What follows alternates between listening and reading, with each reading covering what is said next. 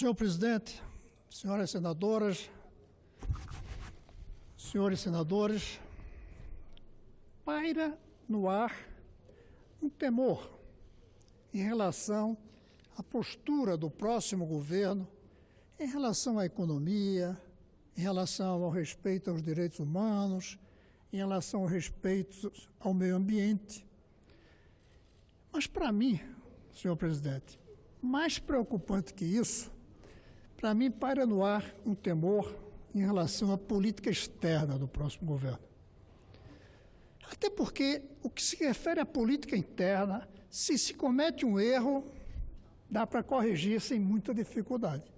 Mas em política externa, para construir uma relação entre países, são necessários anos, às vezes décadas. E por um descuido, nós podemos interromper tudo isso. E aí necessitar de outros anos e décadas para reconstruir o que se destruiu. Por exemplo, a entrevista do ministro da Fazenda de desprezo em relação às relações do Brasil com a Argentina deixa-nos com uma preocupação muito grande. Como se o próximo governo estivesse olhando só para o norte, os Estados Unidos, por exemplo, e querendo virar as costas para o sul, que é próximo de nós. É preocupante.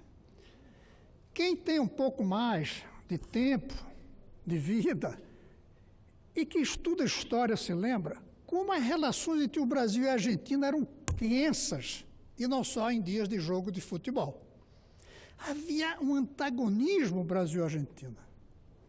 Graças a Sarney, graças a Alfonsin e aos que vieram depois, inclusive o presidente Fernando Henrique Cardoso e o presidente Lula, foi possível transformar isso em uma relação fraterna, apesar do futebol. Qualquer descuido, palavra errada, gera um antagonismo com outros países. Os povos se sentem feridos. Eu senti isso, senhor presidente, com a fala ontem do ministro da Fazenda. Me preocupa muito quando eu vejo o próprio presidente dizer que a relação com a China precisa ser reavaliada. Até que pode ser tudo reavaliado, mas não precisa dizer. Faz isso pelos canais discretos da diplomacia, por um telefonema entre os presidentes, mas não explicita-se que as relações precisam ser refeitas. Até porque, presidente, o Brasil depende muito da China. Pode-se dizer que a China depende do Brasil, mas menos. Uma quebra na relação comercial do Brasil com a China teria impactos dramáticos na nossa balança comercial. Mas não é só a balança comercial, são as relações todas que foram sendo construídas ao longo de 10, 15, 20 anos, que criam uma relação, inclusive, científica e tecnológica com a China, que cria uma relação que vai além da diplomacia. Não se pode descuidar.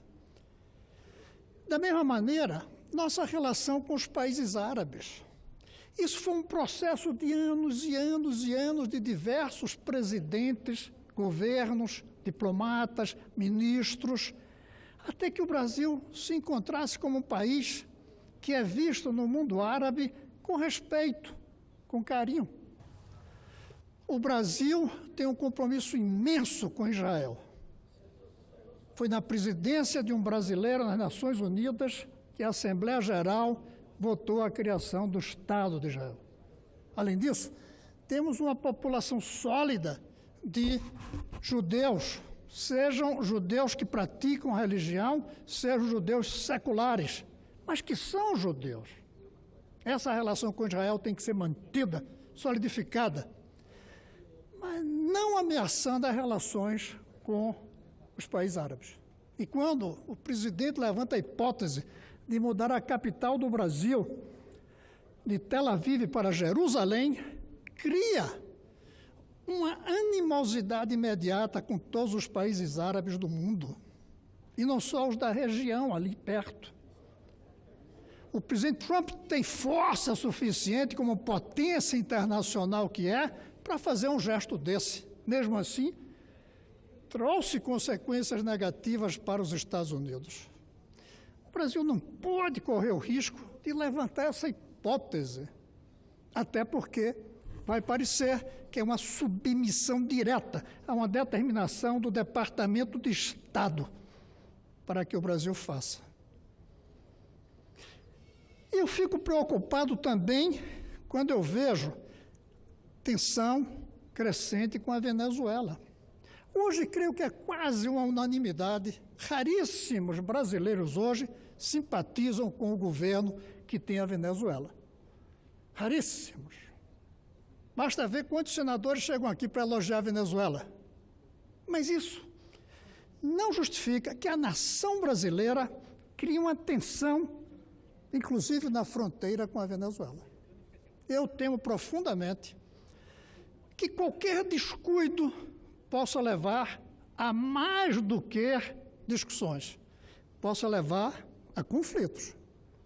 Imaginem o venezuelano que entra no Brasil, que comete um assassinato de um brasileiro, que volta para a Venezuela, e que a população brasileira, o governo brasileiro, com raiva do Maduro, mande buscar esse venezuelano lá dentro do território, e aí se cria um conflito. Maduro adoraria uma guerra com o Brasil, porque é uma maneira de unir o seu país.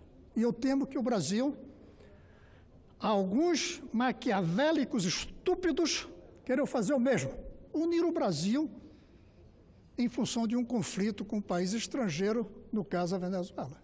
Não seria a primeira vez que, para unir um país, você cria um inimigo externo. Uma coisa é ter um Maduro como alguém que nós não gostaríamos de ter como presidente do Brasil. E até simpatizar com aqueles que, na Venezuela, lutam contra ele. Isso é uma coisa. A outra coisa é criar conflito entre países. Eu temo que, de palavras erradas em palavras erradas, o Brasil possa levar o que pode ser uma discordância a um conflito. Eu temo muito quando eu vejo as pessoas próximas ao novo presidente relaxando em relação ao Mercosul. Não vejo o Mercosul como grande parceiro do Brasil, não. Temos que ter parceria com a Europa, parceria com a China, parceria com os Estados Unidos, Japão, Coreia do Sul. Mas não podemos menosprezar a relação que foi construída com o Mercosul. E por 4 anos eu fui indicado por essa casa, pelo Senado, deputado no Mercosul. Eu ouvi alguém, não sei se o presidente ou próximo dele, dizer que o Mercosul é uma invenção ideológica das esquerdas. Desculpem, mas precisam ler mais. O Mercosul foi criado por Sarney e Alfonsin. O presidente Sarney no Brasil e Alfonsin na Argentina. 2 presidentes que vieram com o fim dos 2 regimes militares, um em cada país. Eles, que tiveram uma relação excelente entre eles, criaram o Mercosul. Isso tem 30 anos. Como é que a gente vai desfazer uma coisa que levou 30 anos para se fazer? É assustador, senhora presidente, o que a gente está vendo de ameaças na política externa. Óbvio que é muito cedo para a gente ficar dizendo que as coisas vão acontecer dessa maneira. O próprio presidente Bolsonaro já disse que não ia juntar o Ministério da Agricultura com o Meio Ambiente. Decisão sábia, correta, e soube voltar atrás. Já disse que não vai retirar o Brasil do Acordo de Paris. É preciso que reveja algumas posições que começam a surgir em política externa e isso nos deixa um certo otimismo, mas não tira a preocupação. Aliás, todo otimista tem por obrigação ser preocupado. E, finalmente, senhora presidente, para agradecer o tempo de alguns minutos mais que possa me dar, me preocupa ouvir o presidente dizer que vai desideologizar o Itamaraty. O Itamaraty é uma das instituições mais sólidas que o Brasil tem. O Itamaraty é uma instituição.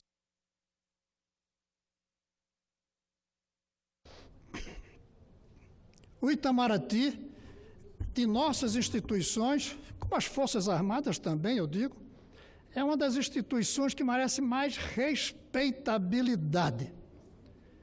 E isso de ideologização, eu me pergunto aonde? Pela relação com a Venezuela, pela relação com a Bolívia, são países próximos e que o governo teve naquele momento e que faz 3 anos que já não tem. Não é mais uma questão de proximidade por razões ideológicas. O Aloysio Nunes, nosso colega daqui, ministro já há quantos anos? 2 anos, não dá para ser acusado de conduzir a política externa sobre a forma ideológica. E ao contrário, quando eu vejo o presidente Bolsonaro falar, eu fico com a impressão que ele está ideologizando a política externa. Não é o atual governo. E olhe que eu estou longe de querer defender o governo atual. Mas o Itamaraty, hoje, aonde está ideologizando? Aonde está colocando o interesse ideológico na frente dos interesses nacionais? Aonde? Na relação com a China? Na crítica ferrenha à Venezuela? Na falta até de relações com Cuba? Não temos embaixador lá, nem eles têm embaixador aqui. Aonde está essa ideologização?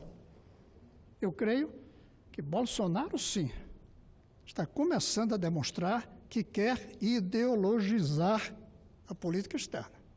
Por isso, senhor presidente, eu quis vir aqui hoje para dizer que muito mais de minha preocupação como mudanças radicais nos direitos humanos, no meio ambiente, na economia, preocupa-me o risco de mudanças na política externa. Mudanças que, se a gente fizer agora, serão necessários anos, décadas, para refazer o que foi destruído. Essa casa precisa ficar atenta. Devo concluir, senhor presidente, e aí eu concluo mesmo, que quando 3 semanas atrás eu perdi a eleição, eu senti um certo até frustralívio, uma frustração de não poder participar do debate dos próximos anos, mas um alívio por outros planos que eu ainda tenho para os últimos anos da minha vida. Mas quando eu vejo essas declarações do presidente, a frustração fica maior que o alívio.